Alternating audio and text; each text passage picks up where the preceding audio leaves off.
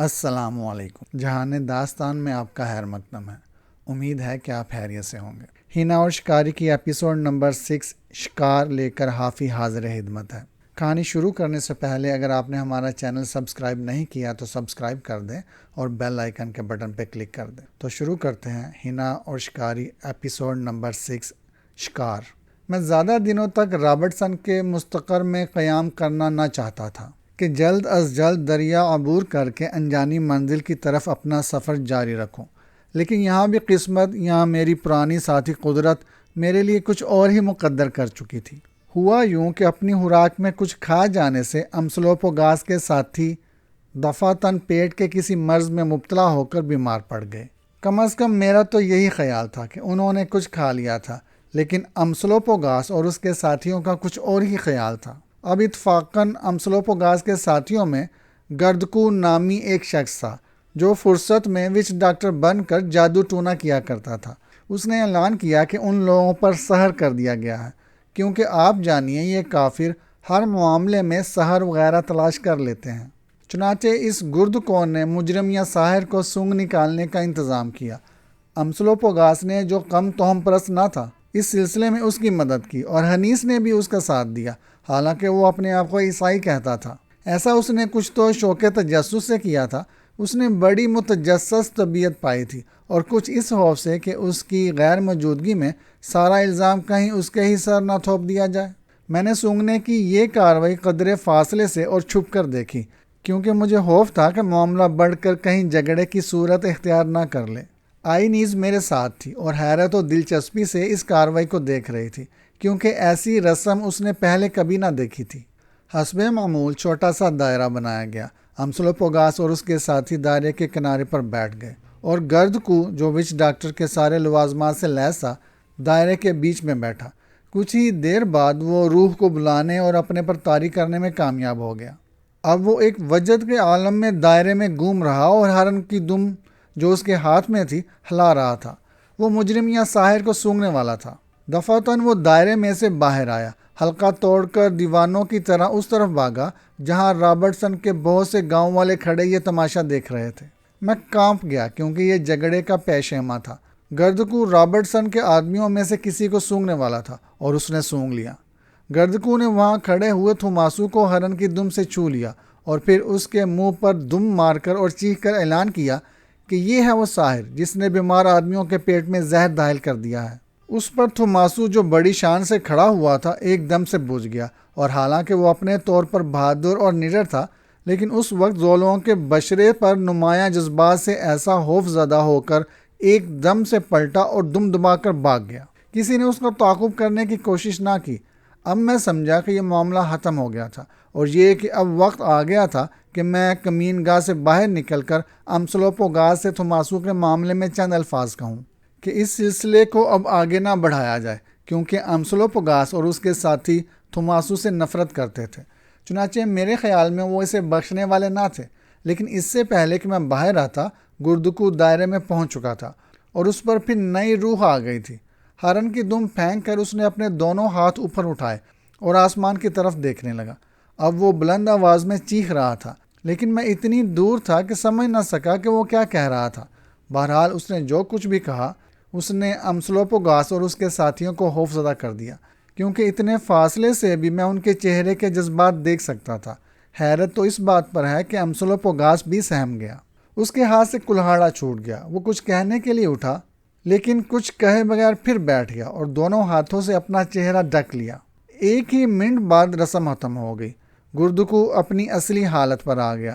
چند چٹکیاں نسوار اپنے پھیلے ہوئے نتنوں میں چڑھائیں، اور جیسی کہ مجھے توقع تھی، ہر وچ ڈاکٹر کی عادت کے مطابق اپنے ساتھیوں سے پوچھنے لگا کہ جب اس میں روح خلول کر گئی تھی تو اس نے کیا کہا تھا۔ حلقہ بھی ٹوٹ گیا، اور امسلوپوگاس کے ساتھی خوف زدہ سرگوشیوں میں باتیں کرنے لگے۔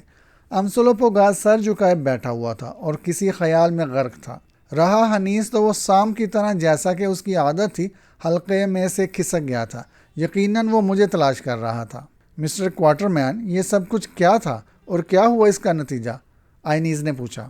یہ سب بکواس تھی بالکل، میں نے جواب دیا۔ پھر بھی میرے خیال میں وچ ڈاکٹر نے اعلان کیا تھا کہ تمہارے دوست تھوماسو نے کھانے میں کچھ ملایا تھا، جس کی وجہ سے یہ لوگ بیمار ہو گئے۔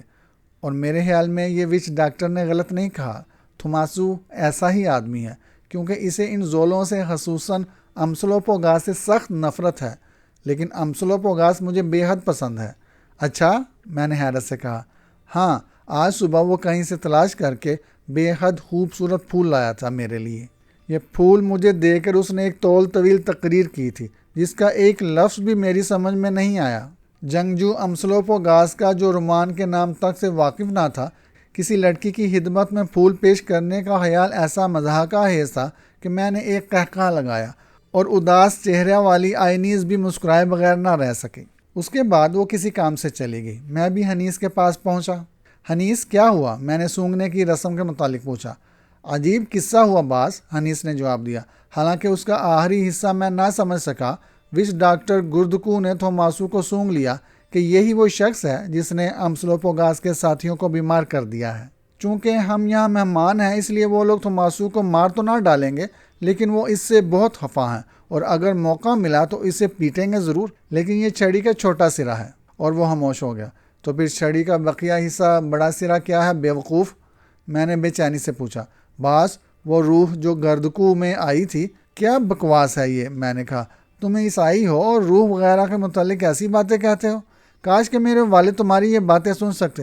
باس، تمہارے والد ریورنڈ پریڈی کانٹ تو بہت زیادہ عالم تھے اور وہ روحوں کے متعلق جانتے تھے کہ وہ سیاہ فاموں کے جسموں میں آتی ہیں لیکن سفید فاموں کی طرف سے منہ پھیر لیتی ہیں۔ بہرحال وہ روح ہو یا کچھ اور جو گردکو کی زبان سے بول رہی تھی، گردکو میں گھس گئی اور اس کی زبان سے کہا، حالانکہ خود گردکو نہ جانتا تھا کہ وہ کیا کہہ رہا ہے، کہ اس جگہ بہت جلد بہت سا خون بہے گا اور یہ کہ خون خرابہ اور قتل و غارت ہوگی۔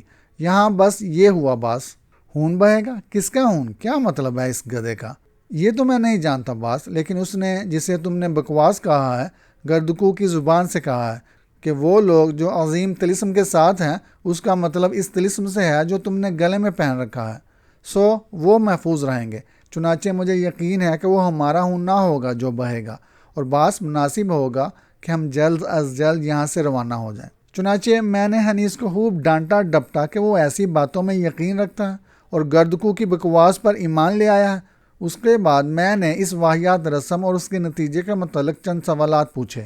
امسلوپوگاس کے پاس گیا اور یہ دیکھ کر میرا مزاج ایک دم سے بگڑ گیا کہ وہ بے حد خوش نظر آ رہا تھا۔ خون ریز، یہ گردکو الو کا پٹھا کیا بکواس کر رہا ہے، اور یہ کیا بات ہے کہ تم خام خواہ مسکرائے جا رہے ہو؟ میں نے پوچھا۔ کوئی خاص بات نہیں کہی اس نے، سوائے اس کے کہ اس آدمی نے، جو سڑی ہوئی بدبودار چربی کے ڈھیر جیسا ہے، ہمارے کھانے میں کچھ ملا دیا تھا جس کی وجہ سے ہم بیمار پڑ گئے۔ اب اگر وہ لال داڑھی والے باز کا آدمی نہ ہوتا تو میں نے اسے قتل کر دیا ہوتا۔ اور پھر یہ بات بھی امی کو میزن کہ اگر میں اسے قتل کر ڈالوں تو لال داڑھی والے باز کی بیٹی سہم جائے گی۔ دوسری بات، گردکو نے یہ کہی کہ یہاں جنگ ہوگی۔ بس اس خیال سے میں مسکرا رہا ہوں، کیونکہ یہ بیکار بیٹھے بیٹھے تو میں اکتانے لگا ہوں اور جنگ مجھے پسند ہے۔ ہم یہاں جنگ کرنے ہی آئے ہیں نا؟ قطعی نہیں، میں نے کہا۔ ہم تو انجانے خطوں کی طرف جانے کے لیے گھر سے چلے ہیں۔ میں لڑائی بڑائی چاہتا بھی نہیں۔ میکومیزن، انجانے خطوں میں ہماری مٹبھیڑ انجانے لوگوں سے ہوتی ہے جن کے خیالات سے ہم متفق نہیں ہوتے، اور پھر کراہیں پیدا کرنے والا اپنی بولی بولنے لگتا ہے۔ اور وہ ایک جوش کے عالم میں اپنا کلہاڑا گھمانے لگا۔ اس کا کلہاڑا ہوا کاٹ کر سوں سوں کی لرزہ خیز آوازیں پیدا کر رہا تھا۔ میں اس سے مزید کچھ معلوم نہ کر سکتا تھا، چنانچہ اس سے یہ وعدہ لے کر کہ وہ توماسو کو کوئی نقصان نہ پہنچائے گا، وہاں سے چلا آیا۔ چلتے چلتے میں نے اس سے کہا کہ ہو سکتا ہے کہ توماسو بے قصور ہو۔ اس کے باوجود اس واقعہ نے میرا مزاج پراگندہ کر دیا اور دل میں ایک انجانا خوف بٹھا دیا تھا۔ چنانچہ میں چاہتا تھا کہ ہم جلد از جلد بخیر و خوبی دریا کے اس پار پہنچ جائیں، لیکن ہم فوراً ہی روانہ نہ ہو سکتے تھے۔ اول تو اس لیے کہ 2 زولو اب بھی بیمار تھے اور سفر کے قابل نہ تھے، اور پھر چونکہ ہمیں چھکڑا یہیں چھوڑ کر جانا تھا، اس لیے ضروری سامان کو الگ الگ باندھنا تھا جسے بار بردار اٹھا سکیں، اور دوسرے ضروری انتظامات کرنے تھے۔ اس کے علاوہ ایک الجھن بلکہ ایک رکاوٹ یہ کہ حنیس کے کوئی زہریلا کانٹا چبھ گیا تھا، چنانچہ اس کا پیر ورم کر آیا تھا، اور جب تک اس کا پیر ٹھیک نہیں ہو جانا تھا ہم آگے روانہ نہ ہو سکتے تھے۔ چنانچہ یوں ہوا کہ جب کپتان رابرٹسن نے یہ تجویز پیش کی کہ ان دلدلوں میں، جو شاید دریائے زمباسی کے ایک چھوٹے سے معاون دریا میں تھی، دریائی گھوڑوں کے شکار کو چلا جائے تو مجھے یک گونا مسرت حاصل ہوئی۔ معلوم ہوا کہ اس موسم میں یہ دریائی گھوڑے اس طرف آئے تھے، بند کر کے یا اس کی ناکہ بندی کر کے، اور اس طرف آئے ہوئے دریائی گھوڑوں کی واپسی کا راستہ روک کر ان کا شکار کیا جا سکتا تھا۔ بہت پہلے ایک دو دفعہ ایسا کیا گیا تھا، لیکن ایک عرصے سے یہ شکار بند تھا، شاید اس لیے کہ رابرٹسن اس قسم کے شکار کا انتظام نہ کر سکا تھا۔ اب میری موجودگی سے فائدہ اٹھا کر وہ پھر شکار کرنا چاہتا تھا۔ اول تو اس لیے کہ دریائی گھوڑوں کی کھال کے چابک اور کوڑے بنتے تھے، چنانچہ ان کی کھالوں کی خاصی قیمت وصول ہوتی تھی، اور دوم اس لیے کہ اسے اس شکار کا شوق تھا اور یہ کھیل اس نے کہا بے حد دلچسپ تھا۔ اس کے علاوہ اس کھیل کے ذریعے میرے خیال میں وہ مجھ پر یہ ظاہر کرنا چاہتا تھا کہ وہ صرف شراب اور ہوس کا بندہ اور بیکار بن کر نہیں رہ گیا۔ میں اس شکار پر جانے کے لیے فوراً تیار ہو گیا، کیونکہ اپنی شکاری زندگی میں اس قسم کے شکار میں نے پہلے کبھی نہ کھیلا تھا، اور پھر یہ کہ رابرٹسن کے بقول اس شکار میں صرف ایک ہفتہ صرف ہونے والا تھا۔ چنانچہ میں نے سوچا کہ اس عرصہ میں حنیس کا پیر بھی ٹھیک ہو جائے گا اور زولو بھی تندرست ہو جائیں گے۔ چنانچہ اس شکاری مہم کی تیاریاں شروع ہو گئیں۔ دریا کے کنارے اور جزیروں میں رہنے والے کافروں کو، جن کو اجرت میں دریائی گھوڑوں کا گوشت دیا جانے والا تھا، طلب کیا گیا۔ وہ سینکڑوں کی تعداد میں آئے۔ انہیں مقررہ مقامات کی طرف روانہ کر دیا گیا کہ جب ہم نرسل جلائیں اور ان کا دھواں دیکھیں تو فوراً ہانکنا شروع کر دیں۔ اس کے علاوہ دوسرے بہت سے ضروری انتظامات بھی کیے گئے، جن کی تفصیل بیان کرنے کی ضرورت نہیں۔ اور پھر ہماری روانگی کا وقت آ گیا۔ ہمیں اس جگہ جانا تھا جو 20 میل دور تھی۔ یہ سفر ہمیں زیادہ تر چھکڑے پر کرنا تھا۔ رابرٹسن، جو اب بوتل کو ہاتھ نہ لگاتا تھا، حقیقت میں جہاز کے کپتان کی طرح پھرتیلا اور چاقو چوبند بن گیا تھا۔ اس کی نظر اور توجہ سے اب کوئی بات پوشیدہ نہ تھی۔ وہ جو احکامات صادر کر رہا تھا اور جو ہدایتیں دے رہا تھا، اس سے مجھے اس جہاز کا کپتان یاد آ جاتا تھا جو بندرگاہ سے روانہ ہونے والا ہو۔ کسی زمانے میں رابرٹسن بے حد قابل آدمی رہا ہوگا۔ جس صبح ہم روانہ ہونے والے تھے، اس کی رات کو میں نے رابرٹسن سے پوچھا، آئینیز بھی چلے گی ہمارے ساتھ؟ نہیں، اس نے جواب دیا، اس کی وجہ سے شکار میں کھنڈیت پڑ جائے گی، وہ یہیں رہے گی اور محفوظ رہے گی۔ پہلے بھی وہ میری غیر موجودگی میں یہیں رہتی ہے، خصوصاً اس لیے کہ تھوماسو، جو کسی طرف سے بھی شکاری نہیں ہے، چند بوڑھے کافروں کے ساتھ بچوں اور عورتوں کی حفاظت کے لیے یہیں رہے گا۔ بعد میں آئینیز سے ملا۔ اس نے کہا کہ وہ بھی ہمارے ساتھ چلنا چاہتی تھی، حالانکہ اسے دریائی گھوڑوں جیسے شاندار جانوروں کو مرتے دیکھنا پسند نہیں، لیکن اس نے کہا اس کے ابا اسے ساتھ لے جانا نہیں چاہتے۔ اس کا کہنا ہے کہ ہو سکتا ہے کہ دلدلوں کا بخار اسے لگ جائے، چنانچہ وہ مستقر میں ہی ٹھہرے گی۔ میں نے بھی اس سے اتفاق کیا، حالانکہ میں اپنے دل میں ایک عجیب طرح کا اندیشہ محسوس کر رہا تھا، اور کہا کہ میں حنیس کو، جس کے پیر میں تکلیف تھی اور جو امسلوپوگاس کی طرح اس کا دوست بن گیا تھا، اور ان دونوں زولوں کو جو اب صورت سے روبہ صحت ہو رہے تھے، اس کے پاس چھوڑ جاؤں گا۔ چنانچہ ڈرنے کی کوئی وجہ نہیں۔ آئینیز نے اداسی سے مسکرا کر جواب دیا کہ وہ کسی بات سے نہیں ڈرتی۔ اس کے باوجود اس نے کہا، اس دفعہ اگر وہ ہمارے ساتھ چلتی تو اچھا ہوتا۔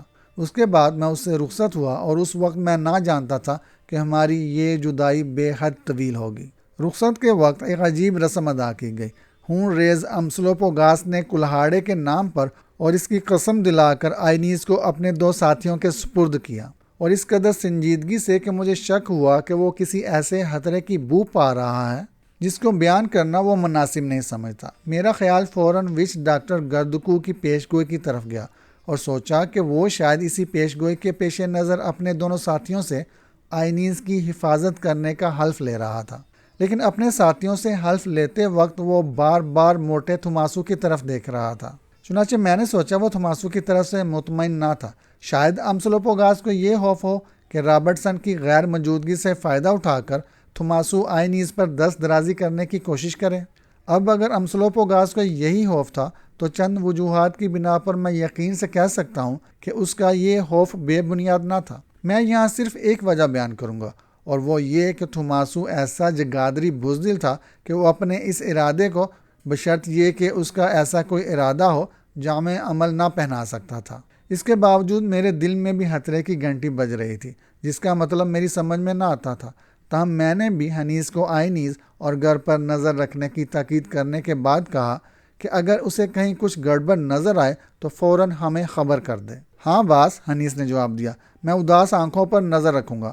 ہمارے زولو ساتھیوں نے اپنی تیز نگاہی کی وجہ سے آئینیز کو اداس آنکھیں کا لقب دے دیا تھا، جیسی کہ ان کی عادت تھی۔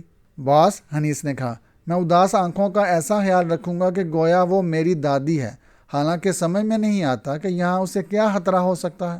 لیکن باس مناسب ہوگا کہ میں تمہارے ساتھ چلوں اور تمہارا خیال رکھوں، کیونکہ تمہارے والد نے اس دنیا سے جانے سے پہلے مجھے اس کی تاکید کر دی تھی۔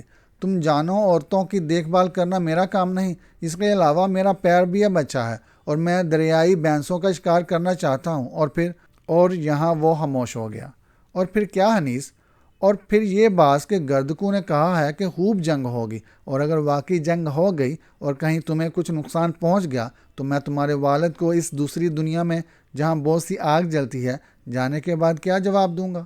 حنیس کی ان باتوں کا خاص مقصد تھا، اور یہ میں سمجھتا ہوں کہ ایک تو یہ کہ اگر ہو سکے تو اسے مجھ سے چند گھنٹوں کے لیے بھی جدا ہونا پسند نہ تھا، اور دوم یہ کہ مستقر میں عورتیں، بوڑھوں اور بچوں کے ساتھ بیکار پڑے رہنے کے بجائے وہ شکاری مہم پر چلنا پسند کرتا تھا۔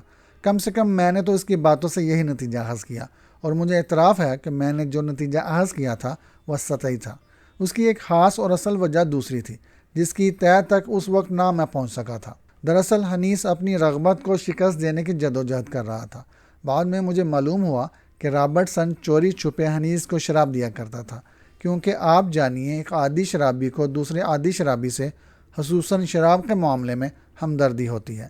یہاں تک تو ہے ٹھیک تھا، لیکن ساتھ ہی ساتھ رابرٹسن نے اسے یہ بھی بتا دیا تھا کہ وہ شراب کہاں رکھتا ہے، اور یہ کہ حنیس کو جب طلب ستائے وہ کہاں سے شراب حاصل کر سکتا ہے، اور اسے اکثر شراب کی طلب ستایا کرتی تھی۔ چنانچہ شراب حنیس کی دسترس میں دینا بلی کو دودھ کی حفاظت میں یا ہیروں کو چور کی حفاظت میں دینے کے برابر تھا، اور حنیس جانتا تھا، لیکن چونکہ میرے سامنے اس کا اعتراف کرتے شرماتا تھا، اس لیے وہ گھما پھرا کر باتیں کر رہا تھا، اور اس کی یہی شرم ایک مصیبت کا باعث بنی۔ حنیس، تم یہیں ٹھہرو گے، میں نے کہا۔ لیکن میں یہاں ٹھہر کر کیا کروں گا باس؟ اس نے اپنے دیدے گھمائے۔ مس آئینیز کی خبر گیری اور اپنے پیر کی مرہم پٹی، میں نے سختی سے کہا۔ اس پر وہ ایک ٹھنڈا سانس لے کر اکڑوں بیٹھ گیا اور تھوڑا سا تمباکو طلب کیا۔ اس عرصے میں کپتان رابرٹسن، جو اس سفر میں بشاش اور پھرتیلا رہنے کے لیے آخری جام چڑھا چکا تھا، گاؤں میں اپنے خاندان سے رخصت ہو رہا تھا، کیونکہ میں نے دیکھا کہ وہ دوغلی نسل کے بہت سے بچوں کو گود میں اٹھا کر انہیں چوم رہا تھا اور ان کے متعلق تھوماسو کو ہدایتیں دے رہا تھا۔ آخرکار وہ واپس آیا اور آئینیز کو بلوا بھیجا۔ وہ آئی تو سہمی، لیکن برآمدے سے نیچے نہ اتری۔ معلوم ایسا ہوتا تھا کہ جب اس کا باپ گاؤں میں اپنی سیاہ فام بیویوں اور بچوں سے مل کر آتا تھا تو آئینیز اس کے قریب نہ آتی تھی۔ بہرحال رابرٹسن نے آئینیز کو بھی خدا حافظ کہا، اسے اپنا خیال رکھنے کی ہدایت کی، اور پھر روانگی کا بگل بجا دیا اور ہم روانہ ہوئے۔ رابرٹسن کے گاؤں کے 20 جوان مختلف قسم کی بندوقوں سے لیس آگے آگے چل رہے تھے اور کوئی گیت گا رہے تھے۔ یہ خوشی کا ترانہ تھا۔ ان کے بعد چھکڑا تھا جس کے ڈرائیونگ باکس پر میں اور رابرٹسن بیٹھے ہوئے تھے، اور آخر میں امسلوپوگاس اپنے زولوں کے ساتھ آ رہا تھا۔ صرف 2 زولو جو بیمار تھے مستقر میں چھوڑ دیے گئے تھے۔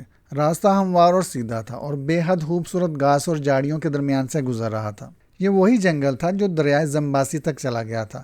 رات کا اندھیرا اترنے سے پہلے ہم ڈھلان کے اس کنارے تک پہنچ گئے جہاں سے راستہ اور جنگل بھی جنوب کی طرف مڑ کر اس معاون دریا کے کنارے تک چلا گیا تھا، جس کی دلدلوں میں ہمیں دریائی گھوڑوں کا شکار کرنا تھا۔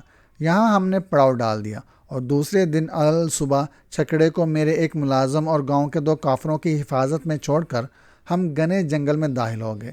چھکڑا چلانے والے کو میں نے اپنی بندوق بردار کے طور پر ساتھ لے لیا۔ یہ جنگل مختلف قسم کے شکار سے پر تھا، لیکن ان کا شکار ہم نے اس خوف سے نہ کیا کہ مبادا بندوقوں کے دھماکے دریائی گھوڑوں کو خوف زدہ کر دیں اور وہ دلدلوں میں سے بھاگ کر بڑے دریا میں چلے جائیں۔ دوپہر کے وقت ہم جنگل سے نکل کر اس جگہ پہنچ گئے جہاں ہانکا کیا جانے والا تھا۔ یہاں عمودی کناروں کے درمیان وہ دلدلیں تھیں جو 200 گز سے زیادہ چوڑی نہ تھیں۔ کناروں پر گنجان جھاڑیاں تھیں اور دلدلوں کے عین بیچ میں گہرے پانی کی آبنائیں تھیں جس کی سطح پر کائی کی موٹی تہہ تھی۔ اسی آبنائیں کے ذریعے دریائی گھوڑے داخل ہو کر اپنی چراگاہ کی طرف جاتے تھے، اور اس جگہ کپتان رابرٹسن کی زیر نگرانی اور دریا کے کنارے بسے ہوئے کافروں کی مدد سے شکار کی تیاریاں مکمل کر لیں۔ بقیہ آدمی جو تعداد میں کئی سو تھے ایک لمبا چکر کاٹ کر دلدلوں کی دوسری طرف پہنچ گئے، جہاں سے انہیں ہماری طرف سے ایک خاص اشارہ پا کر ہانکا کرنا تھا۔ ان کا یہ چکر کئی میل کا تھا۔ یہ تیاری آسان تھی۔ بہت سے کانٹے دار درخت کاٹے گئے، ان کے تنوں سے وزنی اور کافی بڑے پتھر باندھے گئے اور انہیں تنگ آبنائیں میں ڈال کر ناکہ بندی کر دی گئی۔ ان تنوں کی چوٹیوں پر جو سطح آب سے باہر نکلی ہوئی تھی مختلف رنگوں کے کپڑوں کی جنڈیاں باندھ دی گئیں جو ہم اپنے ساتھ لائے تھے، مثلاً پرانی اور پھٹی ہوئی قمیص، شوخ رنگوں کے مگر چیتھڑا کمبل اور پتہ نہیں کیا کچھ البلا۔ چند جنڈیاں ان رسوں سے بھی باندھ دی گئی تھیں جن سے تنے باندھے گئے تھے اور جو زیر آب تھیں۔ اس طرف سے فرصت پا کر ہم نے عمودی کناروں پر بندوقوں والے کافروں کو تھوڑے تھوڑے فاصلے سے متعین کر دیا۔ مجھے ان بندوقوں والے کافروں کی نشانے بازی پر اعتبار نہ تھا اور جانتا تھا کہ وہ اندھا دھند گولیاں چلائیں گے اور یہ بڑی خطرناک بات تھی یا ثابت ہو سکتی تھی۔ چنانچہ میں نے اپنے لیے ایک نسبتاً محفوظ جگہ تلاش کر لی۔ میں ایک ابری ہوئی چٹان کے نیچے جا بیٹھا، لیکن اس پر بھی مجھے اطمینان نہ ہوا تو میں نے خشکی کی طرف ایک پتھر جما کر چند منٹ میں بلند سی دیوار بنا لی۔ اب میرے خیال میں محفوظ تھا۔ پورا دن ان تیاریوں کی نظر ہو گیا اور رات گزارنے کے لیے ہم بلند مقام کی طرف چلے گئے کیونکہ نشیب میں دلدلی مچھر بہت تھے۔ دوسرے دن پوپ پھٹنے سے پہلے ہم واپس آ کر اپنی مقررہ جگہ پر بیٹھ گئے۔ چند آبنائے کے اس طرف اور چند دوسری طرف بیٹھے۔ دوسری طرف ہمیں ڈونگوں کے ذریعے پہنچنا تھا۔ یہ ڈونگے وہاں بسنے والے کافر لے آئے تھے۔ سورج طلوع ہونے سے پہلے رابرٹسن نے خشک نرسوں، ڈونگے سے مراد چھوٹی کشتیاں، سورج طلوع ہونے سے پہلے رابرٹسن نے خشک نرسلوں اور جاڑیوں کے زبردست انبار کو جسی مقصد کے لیے لگایا گیا تھا آگ لگا دی۔ یہ ان کافروں کے لیے ہانکا کرنے کا اشارہ تھا جو ہم سے میلوں دور دلدلوں کے دوسری طرف تھے۔ اب ہم یہ اطمینان کر کے کہ ہر ایک کے پاس کافی سے زیادہ بارود ہے منتظر بیٹھ گئے۔ پوپ پھٹی تو میں اس درخت پر جو میری کمینگاہ کا قریب ہی تھا چڑھ گیا اور اس بلندی پر سے میں نے دیکھا جنوب کی طرف اور کئی میل دور بہت سے چھوٹے چھوٹے الاؤ جل رہے تھے۔ میں نے سمجھ لیا کہ یہ ہانکا کرنے والے کافروں کے نسلوں میں آگ لگا رہے تھے۔ کچھ ہی دیر میں یہ آگ آپس میں مل کر آج سی دیوار سی بن گئی۔ اب میں درخت پر سے اتر کر چٹان کے پیچھے آ بیٹھا کیونکہ اب شکار کا وقت آ گیا تھا، لیکن سورج کے بلند ہونے سے پہلے کچھ نہ ہوا۔ میں آبنائے پانی کے چھوٹے چھوٹے راستے میں آبنائے کی پرسکون سطح پر نظریں گاڑے ہوئے تھا کہ دفعتاً وہاں دائرے پیدا ہوئے، پھیلے اور پھر بلبلے بن کر پھٹنے لگے۔ یک ایک کافی بڑے دریائی گھوڑے کا سر سطح پھاڑ کر ابھرا۔ آبنائے میں تنوں کی روک دیکھ کر وہ غالباً یہ دیکھنے سطح پر ابھرا تھا کہ یہ کیا بلا تھی۔ میں نے فوراً ہی 8 بور رائفل کی گولی اس کے سر میں پیوست کر دی اور وہ شاید بلکہ یقیناً مردہ ہو کر آبنائے کی تہ میں ڈوب گیا، اور اس سے یہ ہوا کہ اس نے اپنی لاش سے روک کر اور بھی مضبوط بنا دیا۔ اس کے مرنے اور ڈوبنے سے ایک دوسرا فائدہ بھی ہوا۔ میں جانتا تھا کہ دوسرے اس کا خون اور اس کی بدبو برداشت نہیں کر سکتے، چنانچہ وہ اسے بچنے کے لیے سطح پر ابھر آئیں گے، اور اس میں چاہے ان کی جان کو خطرہ ہی کیوں نہ ہو۔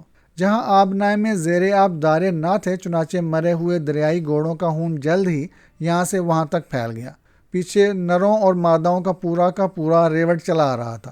سب سے آگے والے دریائی گھوڑوں نے خون کی بو پائی یا وہ اس کے نتنوں میں گھسی اور وہ گھبرا کر پلٹے، لیکن پیچھے سے دوسرے دریائی گھوڑے آ رہے تھے۔ نتیجہ یہ ہوا کہ ان کی ٹکر ہو گئی۔ آبنائے میں ایک عجیب طرح کی ہلچل مچ گئی اور پھر وہ پھنکارتے، ڈکارتے اور ایک دوسرے کو رگیدنے کی کوشش کرتے سطح پر ابھرے۔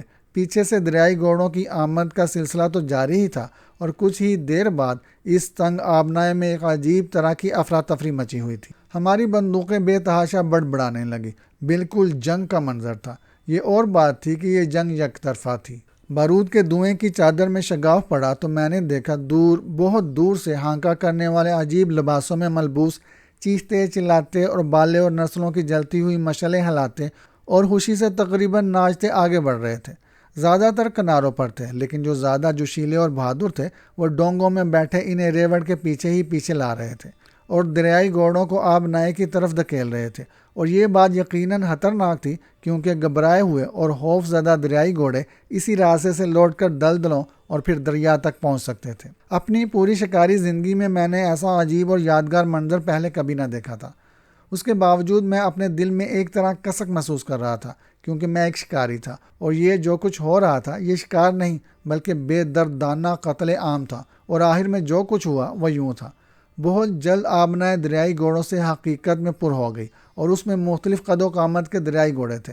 میرے خیال میں 100 یا اس سے زیادہ زبردست سانڈ سے لے کر کم عمر بچوں تک۔ ان میں سے بہت مارے گئے لیکن بہت زیادہ نہیں کیونکہ ہمارے کافر بندوقچیوں کے نشانے یوں ہی سے تھے اور اندھا دھند فائر کر رہے تھے۔ اس کے علاوہ بہت سے دریائی گھوڑے محض زخمی ہوئے تھے جتنے مارے گئے وہ زیادہ تر میری اور کپتان رابرٹسن کی نشانہ بازی کا نتیجہ تھا۔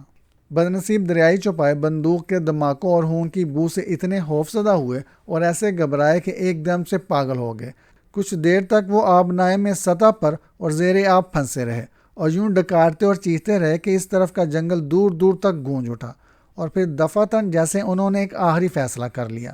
چند دریائی گھوڑے ایک دم سے پلٹ کر چلتے ہوئے نرسلوں، ہانکا کرنے والوں اور پیچھے آتے ہوئے ڈونگوں کی طرف بڑھے۔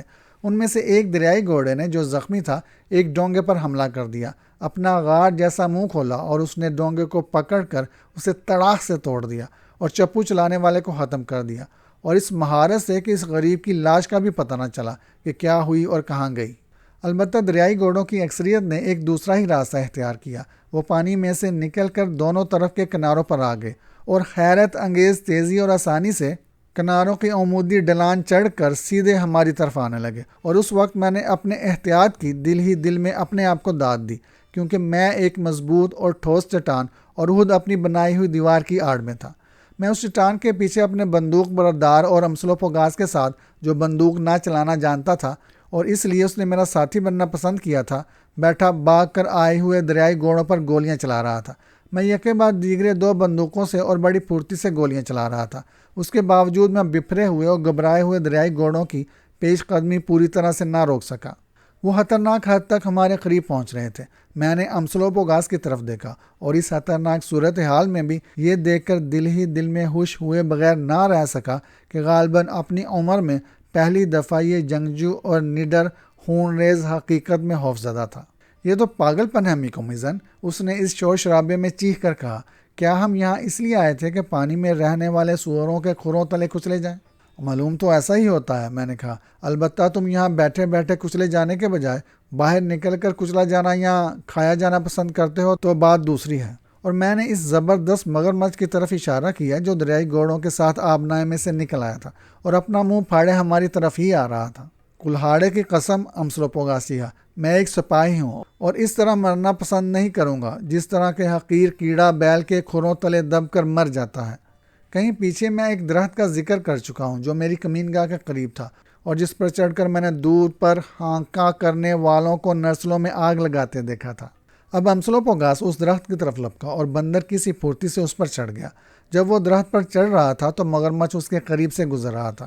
اس نے امسلوپوگاس کی اوپر اٹھی ہوئی ٹانگوں کی طرف منہ چلا دیا، لیکن اسے دبوچنے میں کامیاب نہ ہوا۔ اس کے بعد میں نے امسلوپوگاس کی طرف کوئی دھیان نہ دیا کیونکہ دریائی گھوڑے قریب آ گئے تھے، اور پھر یہ بات بھی تھی کہ ایک کافر نے جو میری کمین گاہ کے اوپر اور گویا عین میرے سر پر تھا، اندھا دھند میں اپنی بندوق کی ایک گولی سے میرے کوٹ کی ایک آستین میں یہ بڑا سوراخ کر دیا تھا۔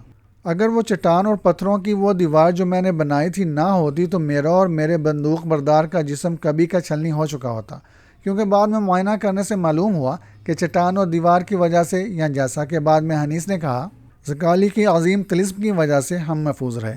دریائی گھوڑوں کا سیلاب میرے قریب سے گزرنے لگا۔ ایک مادہ کو میں نے اتنے قریب سے گولی ماری کہ بندوق کی بارود نے اس کی کھال جھلسا دی۔